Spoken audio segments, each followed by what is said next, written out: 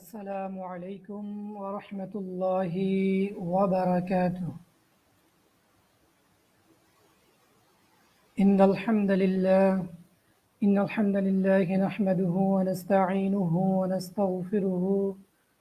ونستغفره ونؤمن به ونتوكل عليه ونعوذ بالله من شرور أنفسنا ومن سيئات أعمالنا.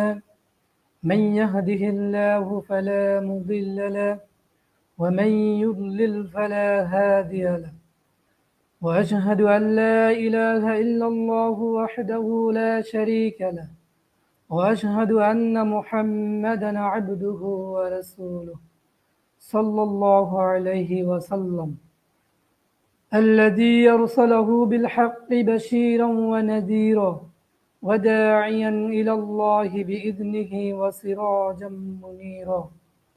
أما بعد، أعوذ بالله من الشيطان الرجيم.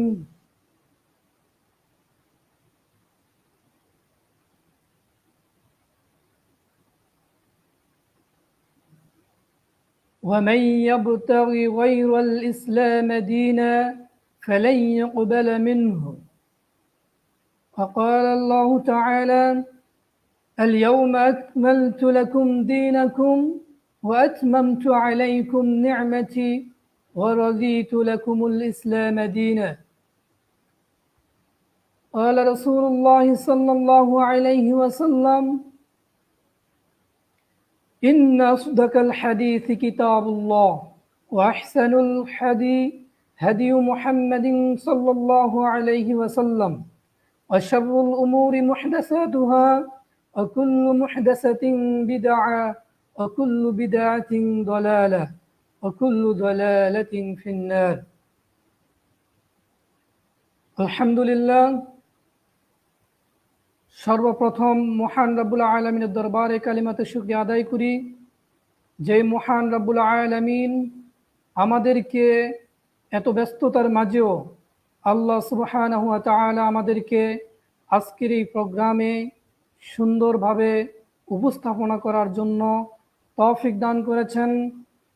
সেই জন্য সে মহান রব্বুল আলামিনের দরবারে কালিমাতে শুকরিয়া আদায় করি আলহামদুলিল্লাহ। দুরূদ ও সালাম বর্ষিত হোক মানবতার মুক্তির দূত জনাব মুহাম্মদুর রাসূলুল্লাহ সাল্লাল্লাহু আলাইহি ওয়াসাল্লামের প্রতি। আলহামদুলিল্লাহ, আয়োজিত আস-সালাফিয়া ইসলামিক সেন্টার কর্তৃক আয়োজিত আজকে ইসলামিক হালাকায় আমরা অংশগ্রহণ করতে পেরেছি। আজকের বিষয়বস্তু হচ্ছে সংক্ষিপ্ত বিষয় বিদআত।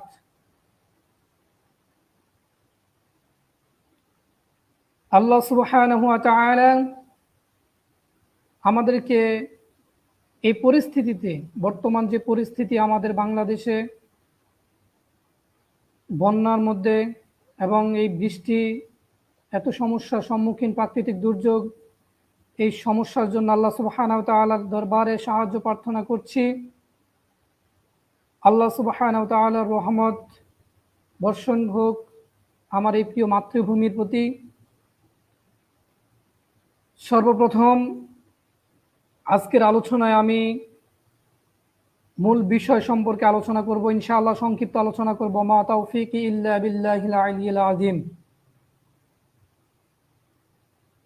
আজকের সংক্ষিপ্ত বিষয়বস্তু হচ্ছে বিদআত। বিদআত কি এবং বিদআতের বৈশিষ্ট্য, বিদআত কিভাবে হয় সে সম্পর্কে ইনশাআল্লাহ আলোচনা হবে সংক্ষিপ্ত আকারে। আমরা যে যেখান থেকে দেখছি, দেশে বিদেশে, যে যেখান থেকে লাইভটি দেখছেন আস-সালাফিয়া ইসলামিক সেন্টার ফেসবুক পেজ থেকে, সকলে লাইভটি শেয়ার করুন দিনের স্বার্থে। ইনশাআল্লাহ আল্লাহ সুবহানাহু ওয়া তাআলা এর জন্য উত্তম জাযা দান করবেন। আজকের বিষয়বস্তু হচ্ছে বিদআত। বলছি আজকের বিষয়বস্তু হচ্ছে বিদআত। বিদআত শব্দটি বা, দাল, আইন এই তিনটা মূল অক্ষর থেকে নির্গত। এই বিদআত শব্দের অর্থ পরিস্থিতি বুঝে পরিবর্তন হয়েছে। এই বিদআতের অর্থ এবং পারিভাষিক অর্থ পরিস্থিতি বুঝে পরিবর্তন হয়েছে।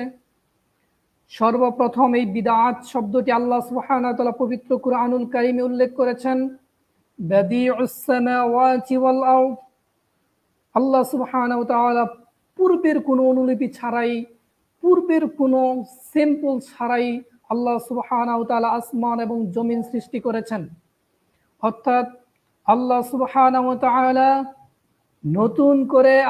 নতুন করে পূর্বের কোনো সিস্টেম নেই, পূর্বের কোনো আকৃতি ছাড়াই আল্লাহ সুবহানাহু ওয়া তাআলা পৃথিবীকে এবং আকাশ এবং জমিনকে সৃষ্টি করেছেন। সেই অর্থে আল্লাহ সুবহানাহু ওয়া তাআলা বিদআত শব্দটি পবিত্র কুরআনুল কারীমে উল্লেখ করেছে। আমরা প্রথম জানতে পারলাম পবিত্র কুরআনুল কারীম আল্লাহ সুবহানাহু ওয়া তাআলা বিদআত শব্দটি কিভাবে উল্লেখ করেছেন। এই পরিস্থিতিতে বিদআত শব্দের অর্থ হচ্ছে, আবিধানিক অর্থের দিক থেকে হচ্ছে নতুন আবিষ্কৃত কোনো কিছু, নব আবিষ্কৃত। কিন্তু রাসূল সাল্লাল্লাহু আলাইহি ওয়াসাল্লামের রিসালাতের পর এবং নবুয়ত প্রাপ্তির পর এই বিদআত শব্দের অর্থ, আবিধানিক অর্থ যদিও একই থাকে কিন্তু পারিভাষিক অর্থ পরিবর্তন হয়ে গেছে। কেননা আল্লাহ রাসূল সাল্লাল্লাহু আলাইহি ওয়াসাল্লাম বিদআত সম্পর্কে অসংখ্য আয়াত এবং হাদিস আমরা হাদিস গ্রন্থ খুললেই দেখতে পাই। তার মধ্যে সহিহ মুসলিম হাদিস নম্বর 1535 ও সুনানে নাসাই হাদিস নম্বর 1560, এই হাদিসে আল্লাহ রাসূল সাল্লাল্লাহু আলাইহি ওয়াসাল্লাম বলেছেন, ইন্না আসদাকাল হাদিসি কিতাবুল্লাহ, ইন্না আসদাকাল হাদিসি কিতাবুল্লাহ, নিশ্চয়ই সর্বোত্তম বাণী আল্লাহর কিতাব। ওয়া আহসানুল হাদি হাদি মুহাম্মাদুন সাল্লাল্লাহু আলাইহি ওয়াসাল্লাম, ওয়া আহসানুল হাদি হাদি মুহাম্মাদিন সাল্লাল্লাহু আলাইহি ওয়াসাল্লাম, এবং সর্বোত্তম আদর্শ হচ্ছে মুহাম্মদ সাল্লাল্লাহু আলাইহি ওয়াসাল্লামের আদর্শ। ওয়া শাররুল উমুরি মুহদাসাতুহা ওয়া কুল্লু মুহদাসাতিন বিদআ ওয়া কুল্লু বিদআতিন দালালা ওয়া কুল্লু দালালাতিন ফিন্নার। আর সবচেয়ে নিকৃষ্ট বিষয় হচ্ছে দিনের মধ্যে নতুন উদ্ভাবিত বিষয়, আর নব উদ্ভাবিত প্রত্যেক বিষয় বিদআত, এবং প্রত্যেক বিদআতই হচ্ছে গুমরাহি, প্রত্যেক গুমরাহির পরিণাম হচ্ছে বা ভ্রষ্টতার পরিণাম হচ্ছে জাহান্নাম। বলছি বিদআত। আমরা বিদআত সম্পর্কে যেই শিক্ষা লাভ করে থাকি, আমরা বিদআত সম্পর্কে অজ্ঞ থাকার কারণে, বিদআত সম্পর্কে না জানার কারণে আমরা আমাদের আমলের মধ্যে, ইবাদতের মধ্যে অসংখ্য অগণিত বিদআত করে থাকি। আজকে আমরা বিদআতের মূল পারিভাষিক অর্থটা আপনাদের সাথে শেয়ার করব। ওমা তাওফিকি ইল্লা বিল্লাহ। শরীয়তের পরিভাষায় বিদআতের কয়েকটা পারিভাষিক অর্থ রয়েছে। তার মধ্যে মা আহদাসি ফি দীনিল্লাহি ওয়া লাইসা লাহু আদলুন আম ওয়ালা খাস ইয়াদুল্লু আলাইহি, অর্থাৎ আল্লাহর দ্বীনের মধ্যে নতুন করে যার প্রচলন করা হয়েছে এবং এর পক্ষে শরীয়তের কোনো ব্যাপক ও সাধারণ কিংবা খাস ও সুনির্দিষ্ট দলিল নেই। প্রথমে আমরা জানতে হবে যে এখানে কি বলা হয়েছে। বিদআতের পারিভাষিক অর্থে আমরা পরিভাষায় যে পরিভাষার সংজ্ঞাটা পেয়েছি, তার অর্থ হচ্ছে আল্লাহর দ্বীনের মধ্যে, আবারও বলছি বিদআতের পারিভাষিক অর্থ, আবারও বলছি বিদআতের পারিভাষিক অর্থ আল্লাহর দ্বীনের মধ্যে নতুন করে যার প্রচলন করা হয়েছে, অর্থাৎ আল্লাহ যেই জীবন বিধান কায়েম করেছেন, যেই জীবন বিধান আমাদের উপর অবতীর্ণ করেছেন আমাদের জন্য, যেই জীবন বিধান আমাদেরকে দিয়েছেন, সেই জীবন বিধানের মধ্যে নতুন করে যার প্রচলন করা হয়েছে এবং এর পক্ষে শরীয়তের কোনো ব্যাপক দলিল কিংবা সাধারণ তো খাস ও সুনির্দিষ্ট কোনো দলিল পাওয়া যায় না। বিদআত, আবারও বলছি পারিভাষিক সংজ্ঞায়, বিদআতের আবিধানিক অর্থ নতুন সৃষ্টি, নতুন কোনো কিছুকে সৃষ্টি করা। বিদআতের পারিভাষিক অর্থ হচ্ছে দ্বীনের মধ্যে, আল্লাহর দ্বীনের মধ্যে, ধর্মের মধ্যে আমলের জন্য, ইবাদত হিসাবে, সওয়াবের আশায় যদি কোনো নতুন কোনো কিছু সৃষ্টি করা হয় তার নাম হচ্ছে বিদআত। আল্লাহ রাসূল সাল্লাল্লাহু আলাইহি ওয়াসাল্লাম এই বিদআতের পরিচয় দিতে গিয়ে তিনি বলেছেন, فإن خير الحديث كتاب الله وخير الحديث حديث محمد صلى الله عليه وسلم وشر الأمور محدثاتها وكل محدثات بدعة وكل بدعة ضلالة وكل ضلالة في النار। রাসূল সাল্লাল্লাহু আলাইহি ওয়াসাল্লাম বলেছেন, সর্বোত্তম কথা হচ্ছে আল্লাহর, সর্বোত্তম কথা হচ্ছে আল্লাহর। ফাইন্না খায়রাল হাদিসি কিতাবুল্লাহ, আল্লাহর কথা হচ্ছে সর্বোত্তম, তারপর হচ্ছে মুহাম্মদ সাল্লাল্লাহু আলাইহি ওয়াসাল্লামের বাণী। শাররুল উমুরি মুহদাসাতুহা ওয়া কুল্লু মুহদাসাতিন বিদআ, আর যত কিছু নতুন আবিষ্কৃত হচ্ছে দিনের মধ্যে এই সমস্ত কিছু হচ্ছে বিদআত, আর এই বিদআত হচ্ছে গুমরাহি, আর প্রত্যেক গুমরাহি হচ্ছে জাহান্নামে পরিণত হবে। বলছি বিদআত। আমাদের সমাজের মধ্যে বিদআতের সংজ্ঞা এবং বিদআতের আবিধানিক অর্থের দিক থেকে আমরা নতুন আবিষ্কৃত জিনিস, নতুন কোনো কিছু সৃষ্টি করাকেই বিদআত বলি। বিদআতের এই সংজ্ঞাটাই আমরা শিখে আসছি, যার কারণে আমরা আমাদের সমাজের মধ্যে বিদআত চিনতে খুবই ভুল করতেছি। বিদআত চিনতে হলে রাসূল সাল্লাল্লাহু আলাইহি সাল্লামের মুখের ভাষায় বিদআত চিনতে হবে। বিদআত চিনতে হলে সাহাবায়ে কেরাম, তাবিঈন, ইমামদের ভাষায় তাদের ব্যাখ্যা, তাদের পদ্ধতিতে বিদআত চিনতে হবে। বিদআত আমরা যেই জ্ঞানের ভিত্তিতে বিদআত চিনি, এভাবে বিদআত চেনা কখনো যাবে না। কেননা বিদআতের সংজ্ঞা, আবিধানিক অর্থ নতুন কোনো কিছু সৃষ্টি করা, আর আমরা শিখে আসছি বিদআত কাকে বলে। নতুন কোনো কিছু সৃষ্টি করাকে বিদআত বলে, কোনো কিছু নতুন ভাবে সৃষ্টি করাকে বিদআত বলে। সুতরাং এই সংজ্ঞাটা ভুল, এটা ইসলামী শরীয়তের পরিভাষায় সংজ্ঞা হতেই পারে না। ইসলামী শরীয়তের পরিভাষায় বিদআতের পারিভাষিক সংজ্ঞা হচ্ছে ইসলামের মধ্যে, ধর্মের মধ্যে, ইবাদতের জন্য, ইবাদতের মধ্যে সওয়াবের উদ্দেশ্যে যদি কোনো নতুন কোনো কিছু সৃষ্টি করা হয় তার নাম হচ্ছে বিদআত। বলছি বিদআত কাকে বলে। আর এই বিদআতকে আমরা দুই ভাগে ভাগ করে ফেলেছি। এক হচ্ছে বিদআতে সাইয়্যা, দুই নম্বর হচ্ছে বিদআতে হাসানা। দেখুন, বিদআতে যে দুই প্রকার ভাগ করা হয়েছে, এটা আমাদের মতন লোকেরা এই দুই ভাগে ভাগ করেছে, এই বিদআতকে বিদআতে হাসানা এবং বিদআতে সাইয়্যা।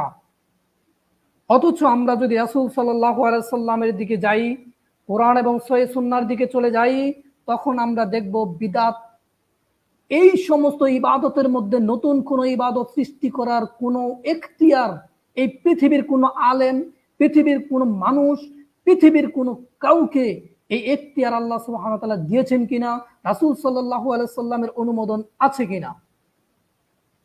যদি আল্লাহ সুবহানাহু ওয়া তাআলার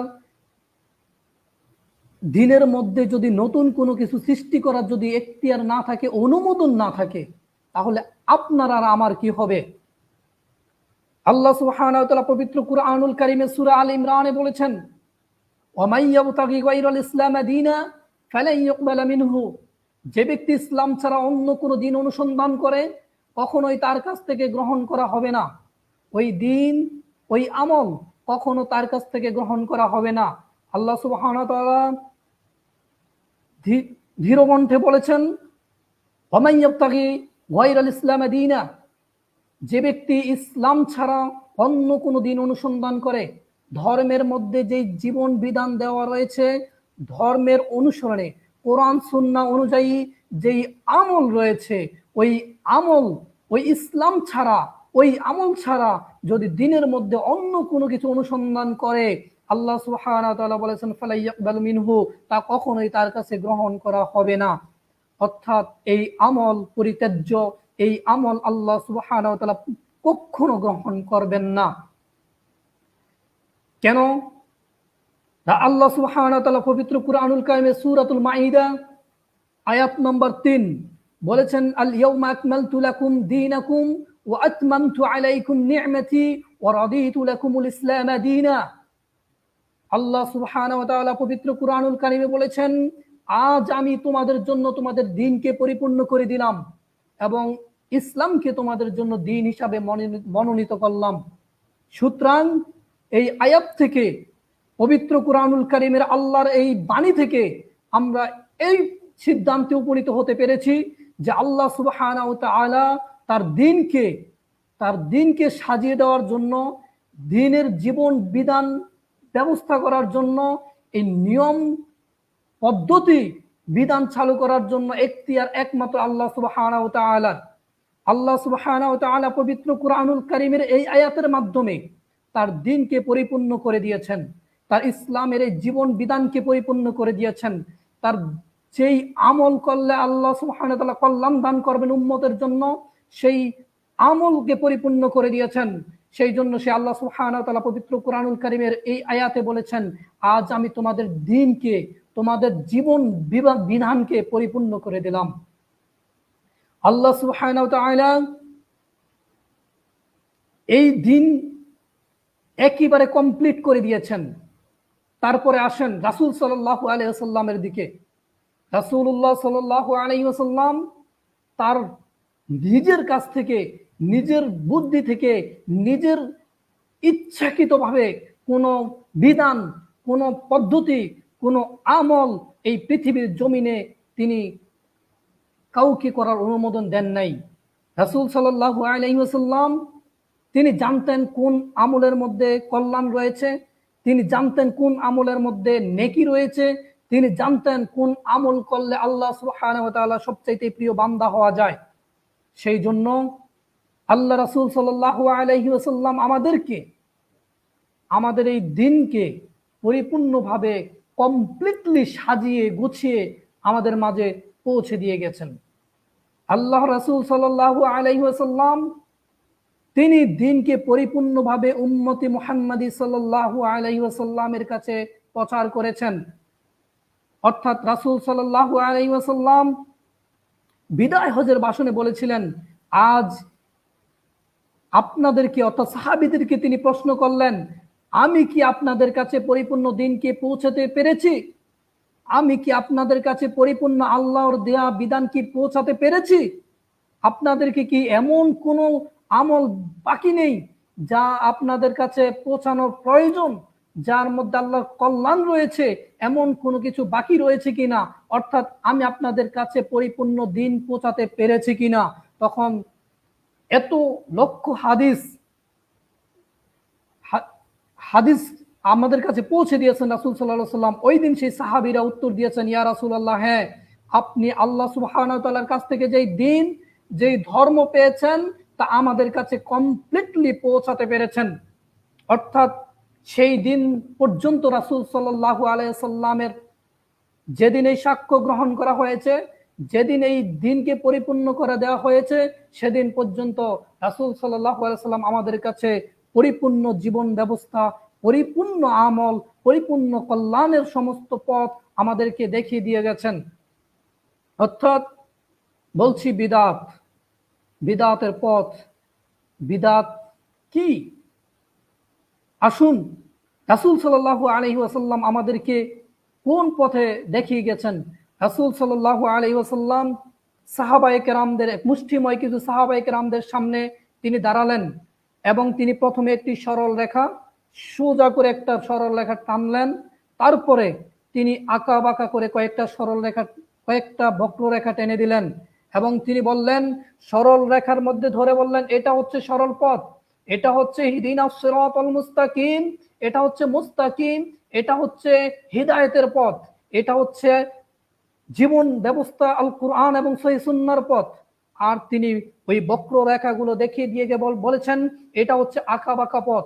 এই প্রত্যেকটা পথের মধ্যে একটি করে শয়তান রয়েছে, যা মানুষকে প্রতিনিয়ত মানুষকে সেই পথের দিকে আহ্বান করে। আর সেই পথকে আমাদের সামনে সুন্দরে একেবারে সাজিয়ে গুছিয়ে তুলে ধরেছে যে তারা বলছে এই পথটাই উত্তম, আপনারা এই পথটাই গ্রহণ করেন। ওই শয়তান আমাদেরকে বলছে এবং আমরা ওই বক্রপথের দিকে অবলম্বন ধাবিত হচ্ছি, ওই বক্রপথকেই আমরা অবলম্বন করতে যাচ্ছি, যার কারণে এই সমাজের মধ্যে এই বিদআত সৃষ্টি হচ্ছে।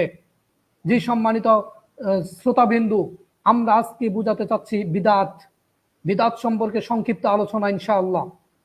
আল্লাহ রাসূল সাল্লাল্লাহু আলাইহি ওয়াসাল্লাম তার সহিহ হাদিস, সহিহ সুন্নাহর মাধ্যমে আমাদেরকে শিখিয়ে দিয়ে গেছেন এবং তিনি অনুমোদন দেননি তার ইন্তেকালের পর তিনি পৃথিবীর জমিনে কোন উম্মতি মুহাম্মাদি সাল্লাল্লাহু আলাইহি সাল্লামকে, কোন ইজতিহাদকে, কোন বড় ওলামায়ে কেরামকে অনুমোদন দিয়ে যান নাই যে তার ধর্মের মধ্যে নেকির আশায়, সওয়াবের আশায় কোন নতুন কোন আমল, নতুন কোন পদ্ধতি তৈরি করা।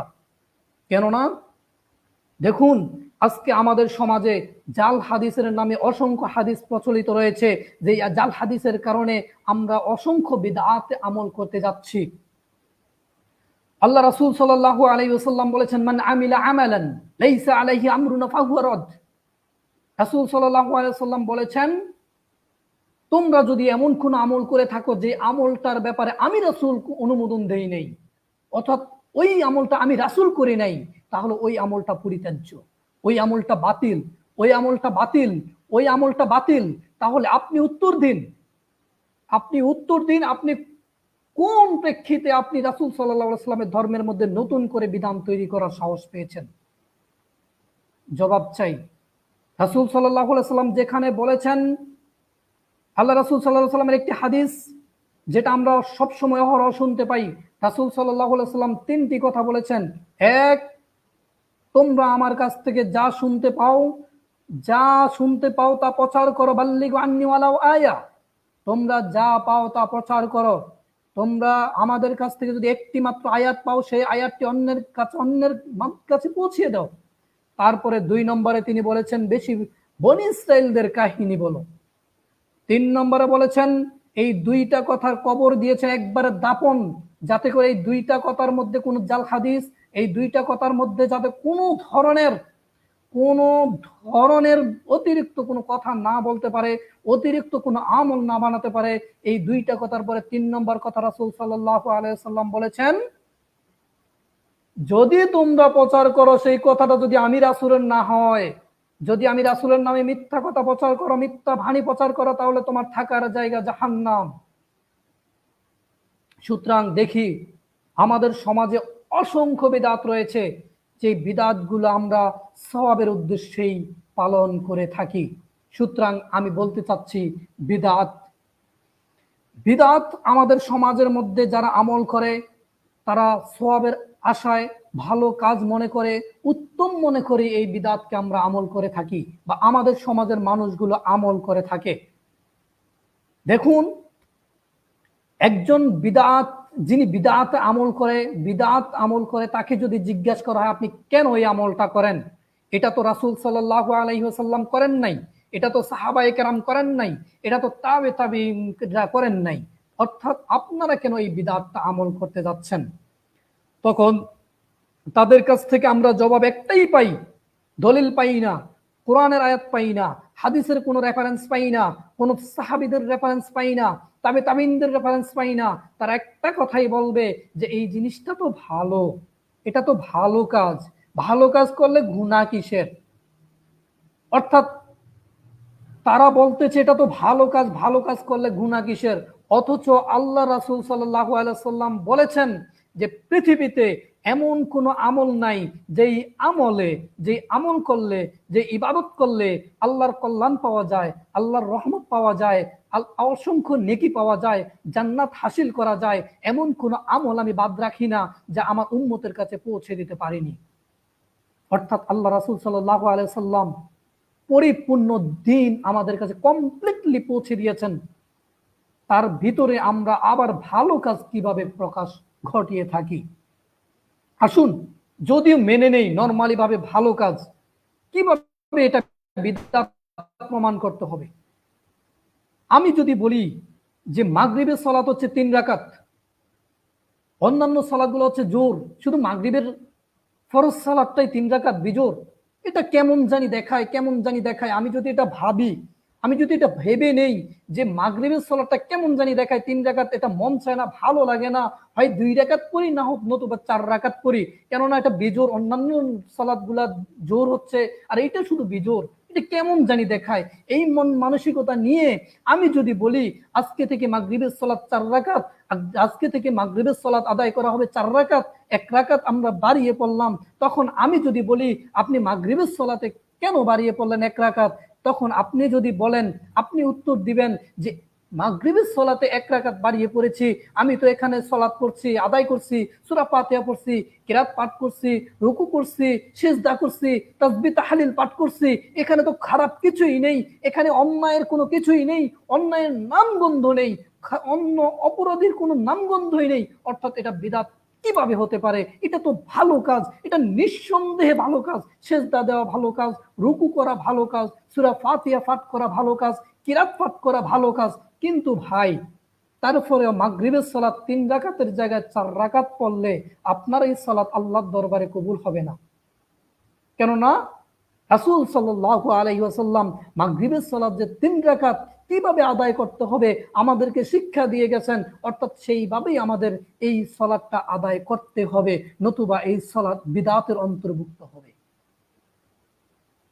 আমরা যাচ্ছি রাসূল সাল্লাল্লাহু আলাইহি ওয়াসাল্লাম সালাতের ব্যাপারে, সালাতের ব্যাপারে যে আমরা যারা তাসবিহ তাহলিল পাঠ করি সিজদার মধ্যে, রুকুর মধ্যে, আমরা যদি এখানে গিয়ে সূরা ফাতিহা পাঠ করি, অথবা পবিত্র কোরআনুল কারীমের সবচাইতে মর্যাদাবান সূরা সূরাতুল ইখলাস পাঠ করি, অথবা সবচাইতে বড় সূরা সূরাতুল বাকারা পাঠ করি, তাহলে তো এটা খারাপ হওয়ার কথা না। কেননা সূরা কোরআন তেলাওয়াত করা তো ভালো কাজ, নেকির কাজ, প্রতি হরফে 10 নেকি, প্রতি হরফে 10 নেকি। আপনি আলিফ লাম মিম, এই আলিফ একটা হরফ, লাম একটা হরফ, মিম একটা হরফ, 3 হরফে 30 নেকি। এখন আমি যদি রুকুতে গিয়ে পড়ি সূরাতুল বাকারা, সেজদায় গিয়ে যদি পড়ি সূরাতুল ইখলাস বা সূরাতুল ফাতিহা, তাহলে কি আমাদের এই রুকু সেজদা আল্লাহর দরবারে কবুল হবে? আদৌ কি হবে? এটা কি ভালো কাজ মনে করলেও কি আল্লাহ সুবহানাহু ওয়া তাআলা কবুল করবেন? কিন্তু না, আমরা এটা বুঝতে চাই না। আমরা সকলেই মনে করি ভালো কাজ। আসুন, এই ভালো কাজ আমরা কিভাবে পরিত্যাগ করতে পারি? এই ভালো কাজটা, এই যে ভালো কাজ, এই নতুন করে বানানো ভালো কাজ, এই ভালো কাজ পরিত্যাগ করা সম্ভব না বর্তমান জামানায়।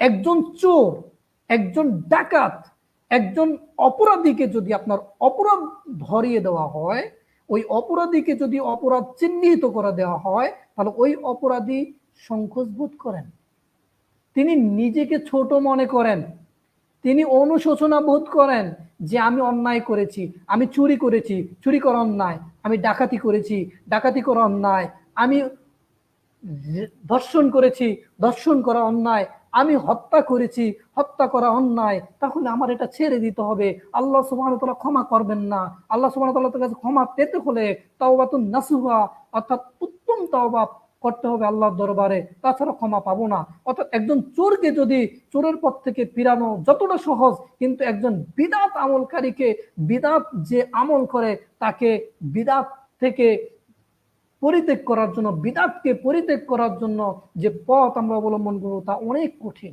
কেন? যে ব্যক্তি বেদাত করে সেই ব্যক্তি ওই বিদআতকে ভালো মনে করেই করে, সে ব্যক্তি বিদআতকে ভালো মনেই করে। একজন চোরকে যদি জিজ্ঞেস করেন চুরি করা কি, সে বলবে মহাপাপ।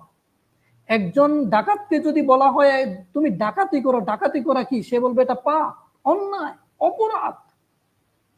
অথচ একজন বিদআত যিনি আমল করেন, যিনি শরীয়তের মধ্যে নতুন কোন আমল সৃষ্টি করে ওই আমল করেন, তাহলে তাকে যদি জিজ্ঞেস করা হয় যে আপনি যে এই আমলটা করতেছেন, এই আমলটা কোথায় পাওয়া গেল, তখন এই আমলটা ত্যাগ করেন, এটা কি অন্যায় নয়? সেও জবাব দিবেন না, এটা অন্যায় হবে কিভাবে, এটা তো ভালো কাজ, এটা তো ভালো কাজ, এটা উত্তম কাজ, এটা সওয়াবের কাজ। অথচ আমরা রাসূল সাল্লাল্লাহু আলাইহি সাল্লামের বিধান ভুলে গেছি। আল্লাহ সুবহানাহু ওয়া তাআলা যে বিধান আমাদেরকে দিয়েছেন সেই বিধানকে ভুলে গেছি। সেই বিধানকে ভুলে আমরা নতুন পথ অবলম্বন করা শুরু করে দিয়েছি। আল্লাহ রাসূল সাল্লাল্লাহু আলাইহি ওয়াসাল্লাম বিদআত, যারা বিদআত করে এই বিদআতীদের শাস্তির ব্যাপারে, বিদআতীদের যেই ভয়াবহতা, বিদআতের যে পরিণাম, আল্লাহ রাসূল সাল্লাল্লাহু আলাইহি সাল্লাম বলেছেন যে ব্যক্তি বিদআত করে তার আমলনামা গ্রহণ করা হবে না। আল্লাহ সুবহানাহু ওয়া তাআলা নিজে পবিত্র কোরআনুল কারীমে বলেছেন, যদি ইসলাম ছাড়া, ইসলামের জীবন বিধান ছাড়া অন্য কোনো কিছু অনুসন্ধান করা হয় তা আল্লাহ সুবহানাহু ওয়া তাআলা কোশ্চিন কালেও গ্রহণ করবেন না, কোশ্চিন কালেও গ্রহণ করবেন না। আর রাসূল সাল্লাল্লাহু আলাইহি ওয়াসাল্লাম বলেছেন, রাসূল সাল্লাল্লাহু আলাইহি ওয়াসাল্লাম বলেছেন, যেই ব্যক্তি বিদআত আমল করবে তার কোনো ইবাদত আল্লাহ সুবহানাহু ওয়া তাআলা কবুল করবেন না। বলছি বিদআতের পরিণাম। রাসূল সাল্লাল্লাহু আলাইহি ওয়াসাল্লাম, একটি হাদিস বলি, রাসূল সাল্লাল্লাহু আলাইহি ওয়াসাল্লাম বলেছেন যে আমি কিয়ামতের ময়দানে, এই কিয়ামতের ময়দানে এত ভয়াবহ অবস্থা, এত ভয়াবহ অবস্থা বিচারের দিন, এত ভয়াবহ অবস্থা হবে হাসরের দিন, সেই ভয়াবহতার মধ্যে মানুষের গলা শুকিয়ে যাবে, কণ্ঠনালী শুকিয়ে আসবে, তাদের জিহ্বা শুকিয়ে যাবে, পানির পিপাসায় কাতরাতে থাকবে। তখন রাসূল সাল্লাল্লাহু আলাইহি ওয়াসাল্লাম তাদেরকে নিয়ে যাবে হাউজে কাউসারের পানি পান করানোর জন্য। বলছি হাউজে কাউসারের পানি পান করানোর জন্য ওই উম্মতদেরকে নিয়ে যাবেন, যে উম্মতরা গলা শুকিয়ে গেছে, জিহ্বা শুকিয়ে গেছে, কণ্ঠনালী শুকিয়ে গেছে, অর্থাৎ তাদেরকে হাউজে কাউসারের পানি পান করানোর জন্য হাউজে কাউসারের কাছে রাসূল সাল্লাল্লাহু আলাইহি সাল্লাম গমন করবেন। সেখানে গিয়ে নিজ হাতে তার উম্মতদেরকে হাউজে কাউসারের পানি পান করাবেন। একদল উম্মতদেরকে রাসূল সাল্লাল্লাহু আলাইহি সাল্লাম দেখবেন যে ওই উম্মতরা রাসূল সাল্লাল্লাহু আলাইহি সাল্লামের দিকে আসতেছে, আসতেছে, আসতেছে। ওই উম্মতরাও রাসূল সাল্লাল্লাহু আলাইহি সাল্লামকে দেখতেছে যে রাসূল সাল্লাল্লাহু আলাইহি সাল্লাম হাউজে কাউসারের পানি তার উম্মতদেরকে পান করাচ্ছেন। কিন্তু হঠাৎ করে ওই দুই জনের মাঝখানে রাসূল সাল্লাল্লাহু আলাইহি সাল্লাম এবং ওই উম্মতদের মাঝখানে একটি পর্দা পড়ে যাবে। তখন রাসূল সাল্লাল্লাহু আলাইহি সাল্লাম তাদেরকে চিনতে পেরেছেন যে তারা উম্মত, তাদের কাছে আসতেছে, তার কাছে আসতেছে, কিন্তু হঠাৎ একটা পর্দা পড়ে গেল। তিনি ফেরেশতাদেরকে জিজ্ঞেস করলেন যে কেন করবেন, যে কেন তাদের এই অবস্থা হলো? তখন ফেরেশতারা বলবে, ইয়া রাসূলুল্লাহ, আপনি পৃথিবী থেকে আসার পর, আপনার ইন্তেকালের পর এরা আপনার দ্বীনের মধ্যে নতুন নতুন নতুন নতুন ইবাদত, নতুন নতুন আমল সৃষ্টি করেছে, যার কারণে এদের এই শাস্তি, এদের ভাগ্যে, এদের নসিবে হাউজে কাউসারের পানি জুটবে না। কেননা হাউজে কাউসারের পানি যে একবার পান করবে, পুরো বিচার কমপ্লিট হওয়া পর্যন্ত, জান্নাতে যাওয়া পর্যন্ত ওই ব্যক্তির আর পানির পিপাসা পাবে না। বলছি বিদআতের ভয়াবহ পরিণাম। আল্লাহ রাসূল সাল্লাল্লাহু আলাইহি সাল্লামের একটি হাদিস আমি বলেছিলাম, মান আমিলা আমালান লাইসা আলাইহি আমরুনা ফাহুয়া রাদ। রাসূল সাল্লাল্লাহু আলাইহি সাল্লাম বলেছেন, যদি কোনো আমল কেউ করে, তা যদি আমার কাছ থেকে প্রমাণিত না হয়, তা যদি রাসূল সাল্লাল্লাহু আলাইহি সাল্লামের কাছ থেকে ওই আমল যদি প্রমাণিত না হয়, তাহলে ওই আমল পরিত্যাজ্য, ওই আমল বাতিল, ওই আমল গ্রহণ করা হবে না। তাহলে আজকে আমরা আমাদের সমাজের মধ্যে পবিত্র কোরআন এবং সহিহ হাদিসের দোহাই দিয়ে, রাসূল সাল্লাল্লাহু আলাইহি সাল্লামের দোহাই দিয়ে এই সুন্নাতের আমলের মধ্যে আমরা যে বিদআতগুলো করতে যাচ্ছি, এই সব কিছু ভালো মনে করে করছি। আমরা বিশেষ করে দেখতে পাচ্ছি আমাদের অসংখ্য আমল যা রাসূল সাল্লাল্লাহু আলাইহি সাল্লাম করেন নাই, তাবিঈনরা করেন নাই, সাহাবায়ে কেরামরা করেন নাই, অতীতের কোন নবী রাসূল করেন নাই, আজকে দেখুন আমাদের সমাজে এগুলো অহরহ পরিচালিত হচ্ছে, আমরাই করছি। আমরা একটু অতীতের দিকে যাই। আমরা হযরতে ইউনূস আলাইহিস সালাম তিনি মাছের পেটে যান, তখন আল্লাহ সুবহানাহু ওয়া তাআলার কাছে তিনি বলেছেন, লা ইলাহা ইল্লা আনতা সুবহানাক ইন্নী কুনতু মিনাজ জালিমিন। হযরত ইউনূস আলাইহিস সালাম একবার এই আয়াত পাঠ করার কারণে আল্লাহ সুবহানাহু ওয়া তাআলা তাকে মাছের পেট থেকে তিনি কি করলেন, বের করে দিলেন, মুক্ত করে দিলেন। অর্থাৎ তারপরে আল্লাহ সুবহানাহু ওয়া তাআলা বলেছেন, আমার নবী যদি মাছের পেটে থেকে যদি আমি আল্লাহকে স্মরণ না করত, তাহলে আমি আল্লাহ তাকে মাছের পেটে একবারে কিয়ামত পর্যন্ত রেখে দিতাম। দেখুন কি আল্লাহ সুবহানাহু ওয়া তাআলার স্মরণটা কি, আর সেই আয়াতকে আমরা এখন বানিয়ে ফেলেছি খতমে ইউনূস। খতমে ইউনূস, বলছি খতমে ইউনূসের কথা। আপনি যে খতমে ইউনূস ১,০০,০০০ বার ১,০০,০০০ বার পাঠ করতে হবে, এই আমল করলে এত নাকি, এই আমল করলে এই উপকার, এই আমল করলে এই উপকার। সুতরাং আমি বলতে চাচ্ছি যে ভাই, যদি এই আমলের মধ্যে কল্যাণ থাকতো, এই খতমের মধ্যে যদি কল্যাণ থাকতো, তাহলে রাসূল সাল্লাল্লাহু আলাইহি সাল্লামের রেফারেন্স সহ দলিল অবশ্যই অবশ্যই বাধ্যতামূলক থাকবে। আর যদি না থাকে তাহলে এটা বাতিল, এটা বাতিল, এটা বাতিল। আপনি বলবেন এটা বিদআতে হাসানা। আমাদের সমাজে বিদাত দুই ভাগ বলেছিলাম। আমাদের সমাজে বিদাত হচ্ছে দুই ভাগে বিভক্ত। এক হচ্ছে বিদাতে হাসানা, আর দুই হচ্ছে বিদাতে সাইয়্যা। একটা হচ্ছে ভালো বিদাত, একটা হচ্ছে খারাপ বিদাত। একটা হচ্ছে ভালো বিদাত, একটা হচ্ছে খারাপ বিদাত। এখন ভালো বিদাত আর খারাপ বিদাত, এটা কি রাসূল সাল্লাল্লাহু আলাইহি ওয়াসাল্লাম নির্ধারণ করে দিয়েছেন, সাহাবায়ে কেরাম নির্ধারণ করেছেন, না তাবিঈনগণ নির্ধারণ করেছেন? আমি প্রথমে আপনাদেরকে বলেছি বিদাতের আবিধানিক অর্থ এক, কিন্তু পারিভাষিক অর্থ আরেক। বিদাতের আবিধানিক অর্থ এক, পারিভাষিক অর্থ আরেক। আমি আবারও বলছি, বিদাতের আবিধানিক অর্থ এক, পারিভাষিক অর্থ আরেক। আমরা পারিভাষিক অর্থের দিক থেকে বিদাতে হাসানা, বিদাতে সাইয়্যা কোনো কিছু ইসলামে টিকবে না, কোনো কিছুই ইসলামে টিকবে না। বিদাত কুল্লু বিদাতিন দলালা, কুল্লু বিদাতিন দলালা, অকুল্লু বিদাতিন দলালা, অকুল্লু দলালাতিন ফিন্নার। রাসূল সাল্লাল্লাহু আলাইহি ওয়াসাল্লাম বলেছেন প্রত্যেক বিদাত, প্রত্যেক বিদাত। এখানে বলে নাই যে বিদাতে হাসানা, বিদাতে সাইয়্যা। বিদাতে হাসানা হচ্ছে উত্তম বিদাত, খয়র বিদাতুল খয়র বা খয়র বিদাত, উত্তম বিদাত, আহসান। আর যদি তিনি বলতেন যে এটা বিদাতে সাইয়্যা, এটা হচ্ছে গোমরাহি, এই বিদাত হচ্ছে ভ্রষ্টতা, এই বিদাত হচ্ছে দলালা, এই বিদাতের পরিণাম জাহান্নাম, কিন্তু রাসূল সাল্লাল্লাহু আলাইহি ওয়াসাল্লাম এই কথা বলেন নাই। তিনি বলেছেন কুল্লু বিদাতিন দলালা। আমি আবারও বলছি, হাদিসের অর্থের দিকে তাকাতে হবে, হাদিসের ব্যাখ্যার দিকে তাকাতে হবে। আপনারা যদি হাদিসের অর্থের দিকে ভালোভাবে তাকান যে রাসূল সাল্লাল্লাহু আলাইহি ওয়াসাল্লাম এখানে কি বলতে চেয়েছেন, কুল্লু বিদাতিন দলালা, অর্থাৎ প্রত্যেক বিদাতি হচ্ছে পথভ্রষ্ট। এখানে কি করে আবার বেদাত দুই প্রকার হয়ে যায়, আমার প্রশ্ন থেকে গেল।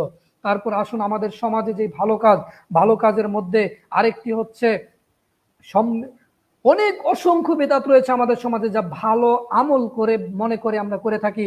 তার মধ্যে একটা বেদাতের কথা বলে আমরা আজকে আলোচনা শেষ করবো ইনশাল্লাহ। আগামীতে এই বেদাতের নীতিমালাগুলো নিয়ে আলোচনা করবো ইনশাল্লাহ। আজকে বেদাতের এই একটা আমল বলবো, যে আমলটাকে আমরা বলে থাকি এটা ভালো কাজ করলে সওয়াব আছে, এটা করা যায়, কোনো ক্ষতি হয় না। সেটা হচ্ছে ফরজ সালাতের পরে সম্মিলিত মুনাজাত করা। আমরা সকলেই জানি আমাদের সমাজের মধ্যে প্রতিষ্ঠিত একটা আমল, প্রতিষ্ঠিত একটা আমল হচ্ছে এই সম্মিলিত মুনাজাত। আল্লাহ রাসূল সাল্লাল্লাহু আলাইহি ওয়াসাল্লামের জিন্দেগিতে, তার নবুয়ত প্রাপ্তির পর থেকে ইন্তেকালের আগ পর্যন্ত, তার এই জীবদ্দশায় তিনি কখনো ফরজ সালাতের পরে সম্মিলিত মুনাজাত করেন নাই। একটা দলিল, সহিহ হাদিস এবং হাসান হাদিস তো দূর কথা, দূর কি বাদ, একটা জয়ীফ হাদিসেরও প্রমাণ নেই, একটা জয়ীফ হাদিসও পাওয়া যায় না যে রাসূল সাল্লাল্লাহু আলাইহি ওয়াসাল্লাম ফরজ সালাতের পরে সাহাবায়ে কেরামদেরকে নিয়ে দোয়া করছেন। একটা দলিলও, একটা জয়ীফ হাদিসও পাওয়া যায় না। সুতরাং আমি আপনাদেরকে বলছি এই ভালো কাজের ব্যাপারে, এই সম্মিলিত মুনাজাতের ব্যাপারে, সুতরাং আমাদের এই আমলটা পরিত্যাগ করতে হবে। কেন আসছি, একটা ছোট্ট একটা উদাহরণ দিচ্ছি, যেখানে আল্লাহ ওলামায়ে কেরামরা বলেছেন এবং ইবনুল কাইয়িম রাহিমাহুল্লাহ বলেছেন, যেখানে আল্লাহ রাসূল সাল্লাল্লাহু আলাইহি সাল্লাম এর সুন্নতের পরিবর্তে যেখানে বিদআত প্রতিষ্ঠিত হয়, যেখানে নতুন কোন আমল সৃষ্টি হয়, যেখানে নতুন কোন আমল স্থায়িত্ব পায়, সেখান থেকে আল্লাহ রাসূলের সুন্নাত উঠিয়ে নেওয়া হয়, সেখান থেকে আল্লাহ রাসূলের সুন্নাত উঠে যায়, সেখানে আল্লাহ রাসূল সুন্নাত দাফন হয়ে যায়। ঠিক তেমনি আমি বলছি সম্মিলিত মুনাজাতের কথা। এখানে আমরা যদি কোরআন এবং সহিহ সুন্নাহর দিকে তাকাই, আমরা যদি রাসূল সাল্লাল্লাহু আলাইহি সাল্লামের জীবদ্দশা আমলের দিকে তাকাই, তাহলে দেখি রাসূল সাল্লাল্লাহু আলাইহি সাল্লাম ফরজ সালাতের পর আসসালামু আলাইকুম ওয়া রাহমাতুল্লাহ, আসসালামু আলাইকুম ওয়া রাহমাতুল্লাহ, আল্লাহু আকবার, তিনি আল্লাহু আকবার পাঠ করতেন, আস্তাগফিরুল্লাহ 3 বার পাঠ করতেন, আল্লাহুম্মা আনতাস সালাম ওয়া মিনকাস সালাম পাঠ করতেন, তারপরে আয়াতুল কুরসি পাঠ করতেন, তাসবিহ পাঠ করতেন, আর অসংখ্য দোয়া কোরআন এবং সহিহ হাদিস দ্বারা প্রমাণিত, প্রায় 36টা দোয়া এই সহিহ হাদিস দ্বারা প্রমাণিত ফরজ সালাতের পরে। কিন্তু আমরা এই দোয়াগুলো পাঠ করি নাই, আমরা মুনাজাতের মাধ্যমে এই দোয়াগুলোকে একেবারে পৃথিবীর জমিনে দাফন করে দিয়েছি। এই দোয়াগুলো আমাদের সমাজে প্রতিষ্ঠিত না। এই দোয়া যে পড়তে হবে আমাদের সমাজের মানুষগুলো জানেই না। কেন জানে না? আমাদের প্রতিষ্ঠিত এখানে একটা আমল, প্রতিষ্ঠিত একটা বেদাত এখানে প্রতিষ্ঠিত হয়েছে, যার কারণে আল্লাহ রাসূল সাল্লাল্লাহু আলাইহি ওয়াসাল্লামের সুন্নাত উঠে গেছে। সুতরাং আমরা দেখি যে ফরজ সালাতের পরে যদি কোনো ব্যক্তি আস্তাগফিরুল্লাহ আস্তাগফিরুল্লাহ আস্তাগফিরুল্লাহ পাঠ করে, এই দোয়ার মাধ্যমে আল্লাহ রাসূল সাল্লাল্লাহু আলাইহি ওয়াসাল্লাম বলেছেন ওই ব্যক্তির ওই সালাতের আগে সে যত সাগীরা গুনাহ করেছে আল্লাহ সুবহানাহু ওয়া তাআলা সব সাগীরা গুনাহগুলো মাফ করে দিবেন। সুবহানাল্লাহ। আল্লাহ রাসূল সাল্লাল্লাহু আলাইহি ওয়াসাল্লাম বলেছেন, যেই ব্যক্তি ফরজ সালাতের পরে আয়াতুল কুরসি পাঠ করবে সে জান্নাতে যাবে। সে জান্নাতে চলে গেছে, সে যায় না কেন? সে মরে না এই জন্য। তাহলে দেখুন, আমাদের সমাজে সালাম ফিরিয়ে মুনাজাত, আয়াতুল কুরসির সময় নেই। সালাম ফিরিয়ে মুনাজাত, সুবহানাল্লাহ আলহামদুলিল্লাহ আল্লাহু আকবারের সময় নেই। সালাম ফিরিয়েই মুনাজাত, আমরা আল্লাহু আকবার আস্তাগফিরুল্লাহ আস্তাগফিরুল্লাহ আস্তাগফিরুল্লাহ সময় নেই। অর্থাৎ এই বিদআতের মাধ্যমে, এই আমলের মাধ্যমে এই দুনিয়ার জমিন থেকে আল্লাহ রাসূল সাল্লাল্লাহু আলাইহি ওয়াসাল্লামের সুন্নাত দাফন হয়ে গেছে। সুতরাং আমাদের এই এই কাজের জন্য আমাদের প্রমাণ প্রয়োজন। কিন্তু প্রমাণ বলেছিলাম সহিহ হাদিস এবং হাসান হাদিস তো দূরে থাক, একটা জয়ীফ হাদিসও পাবে না যে রাসূল সাল্লাল্লাহু আলাইহি ওয়াসাল্লাম ফরজ সালাতের পরে সম্মিলিত মুনাজাত করেছেন। সম্মিলিত মুনাজাতের ব্যাপারে আমরা হাদিস পাই, আমরা সম্মিলিত মুনাজাতের ব্যাপারে হাদিস রাসূল সাল্লাল্লাহু আলাইহি ওয়াসাল্লামের দুইটা আমল বেশিরভাগ পাওয়া যায়। সেটা হচ্ছে বৃষ্টি প্রার্থনার কালে হাদিস তিনি হাত তুলেছেন, এবং কুনুতে নাজেলার সময় তিনি হাত তুলেছেন। এই সম্মিলিত মুনাজাতটা পাওয়া যায়, কিন্তু ফরজ সালাতের পরে সম্মিলিত মুনাজাত পাওয়া যায় না। এবার আসুন, আমাদের সমাজের যে আলেম এবং আমাদের সমাজের মুরব্বীদেরকে, ওলামায়ে কেরামের মতামত যে ফরজ সালাতের পরে যদি আমরা হাত তুলে মুনাজাত করি, আল্লাহ রাসূল সাল্লাল্লাহু আলাইহি ওয়াসাল্লাম বলেছেন, যেই ব্যক্তি দুই হাত তুলে আল্লাহর কাছে চায়, আল্লাহ সুবহানাহু ওয়া তাআলা তার হাত ফিরিয়ে দেন না, তার দোয়াগুলো আল্লাহ কবুল করে নেন। তাহলে অবশ্যই অবশ্যই অবশ্যই হাদিস সহিহ, অবশ্যই এই হাদিসের উপর আমল করা যায়। তবে এই হাদিস একাকীভাবে আমল করতে হবে। সুতরাং যারা বলে এই দুই হাত তুলে আল্লাহর দরবারে দোয়া করলে দোয়া কবুল হয়, এই হাদিস যারা প্রচার করে এবং যারা এই হাদিস দিয়ে আমল করে এবং সালাতের পরে, ফরজ সালাতের পরে অন্যান্য জায়গায় সম্মিলিত মুনাজাত করে থাকে, তাদেরকে আমি বলছি, আপনারা যখন মসজিদে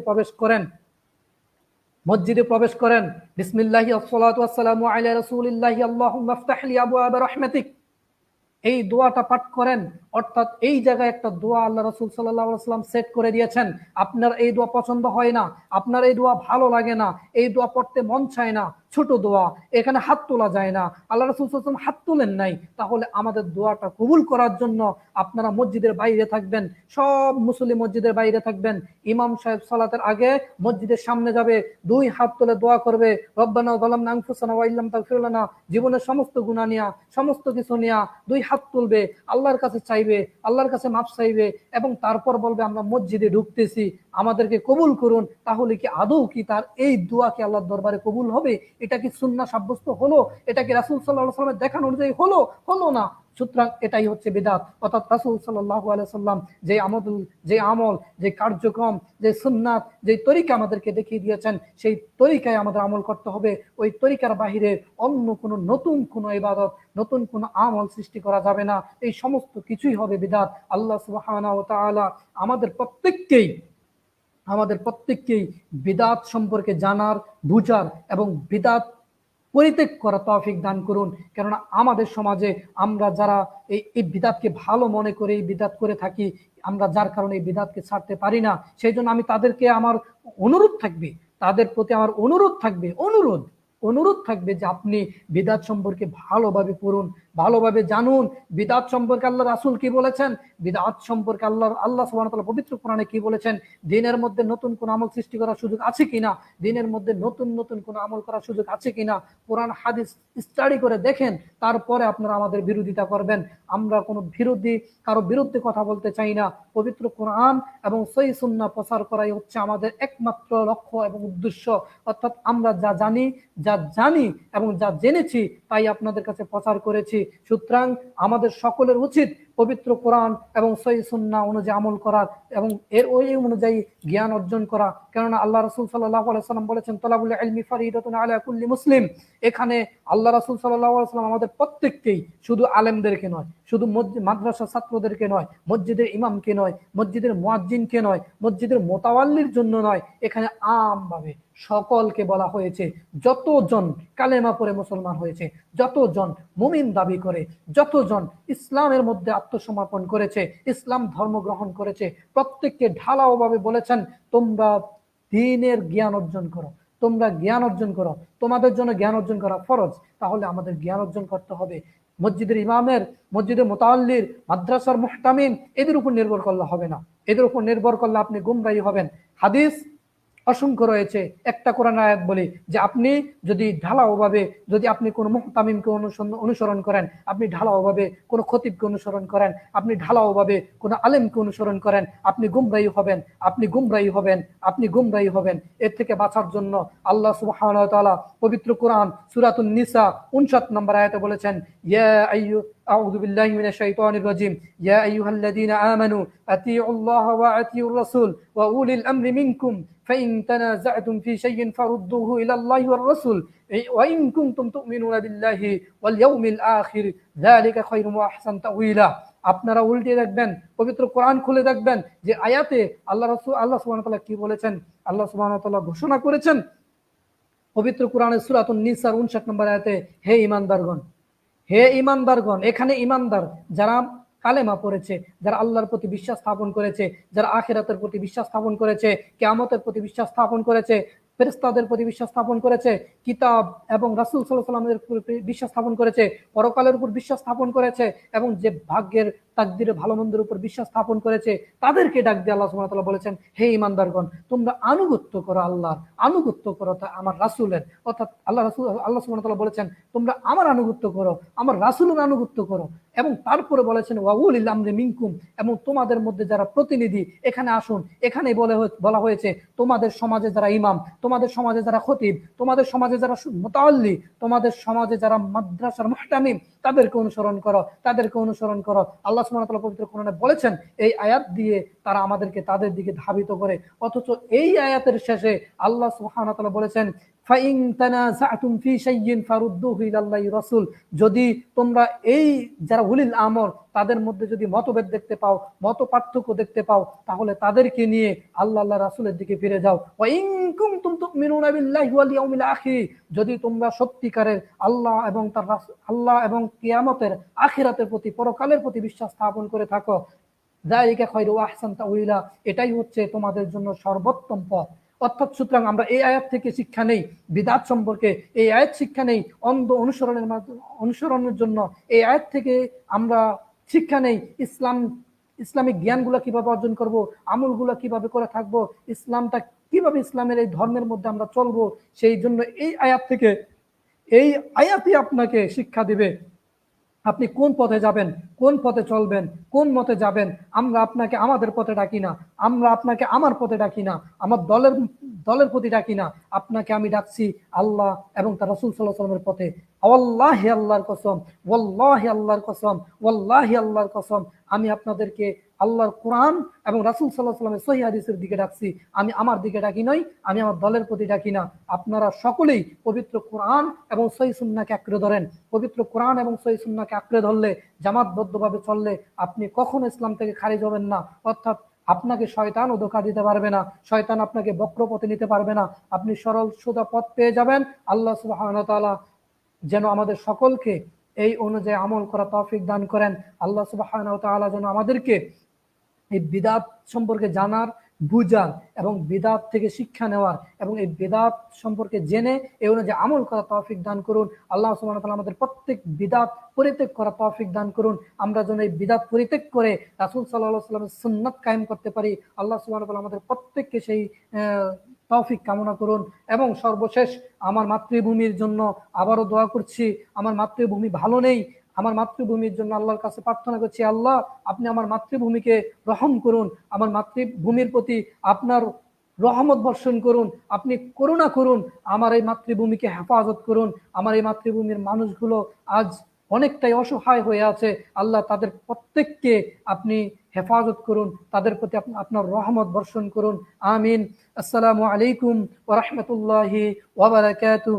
সুবহানাকাল্লাহুম্মা বিহামদিকা আশহাদু আল্লা ইলাহা ইল্লা আনতা আস্তাগফিরুকা ওয়া আতুবু ইলাইক।